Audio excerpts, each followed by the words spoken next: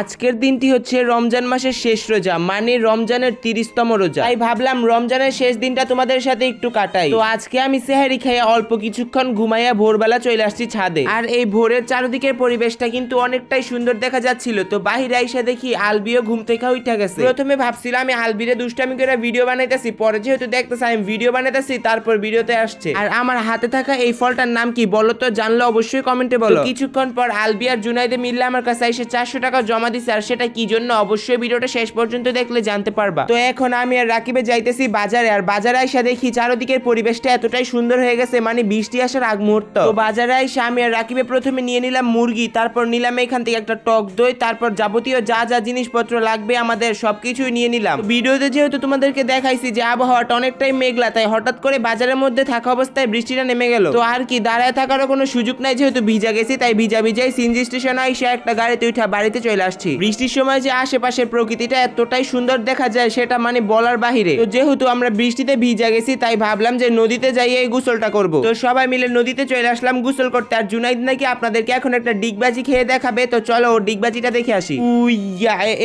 এই যে পানিতে পড়ে গেলাম। তো ভাই জুনাইদে কিন্তু অনেক সুন্দর করে ডিগবাজিটা খাইলো। তো মুনতাসিমও খাইতে গিয়ে জুনাইদের উপরে উল্টায় পড়লো। তো ভাই চলো বাজার থেকে কেন মুরগিগুলা কিনে আনছি তো তোমাদের সাথে শেয়ার করি। তো ভাবলাম আজকে যেহেতু চাঁদ রাত, আমরা সবাই মিলে একসাথে বারবিকিউ পার্টি দিব। তো এই কারণে মূলত আমরা বাজারে গেছিলাম যে বারবিকিউ বানাতে যা যা জিনিসপত্র লাগে ওইগুলা কিনতে। তো আমি চুলা থেকে কয়লা উঠে নিয়ে আসলাম। তো এদিকে আমরা আমাদের বারবিকিউ গুলা সুন্দর করে বসায় দিলাম। তো এইদিকে আমাদের বারবিকিউ গুলো হতে থাকুক। তো এদিকে আমরা যাই ছাদের মধ্যে বাজি ফুটাইতেছিলাম। আর এদিকে আমার হাতে হচ্ছে এটা হচ্ছে তারাবাজি। প্রথমে আমি আর জুনাইদে ধরায় ফুটানো শুরু করে দিলাম। তো সকলকে একটা জিনিসই জানাতে চাচ্ছি, সেটা হচ্ছে ঈদ মোবারক। তো সবাইকে কিন্তু ঈদের অনেক অনেক শুভেচ্ছা রইল। আশা করি আপনাদের ঈদের দিনটা অনেকটাই ভালো কাটবে। আর আমার এই সম্পূর্ণ ব্লগটা দেখতে চাইলে অবশ্যই আমার ইউটিউব চ্যানেল ভিজিট করতে হবে। তো এই ব্লগটা কিন্তু লং ভাবে আপলোড হবে। তো ওই ব্লগের কিছু কিছু অংশ আমি এই ব্লগে তুলে ধরেছি। তো যারা যারা ব্লগটা দেখতে ইচ্ছুক থাকবে তারা অবশ্যই আমার চ্যানেলটা গিয়ে সাবস্ক্রাইব করে রাখবে, তাহলে তোমাদের কাছে নোটিফিকেশন যাবে।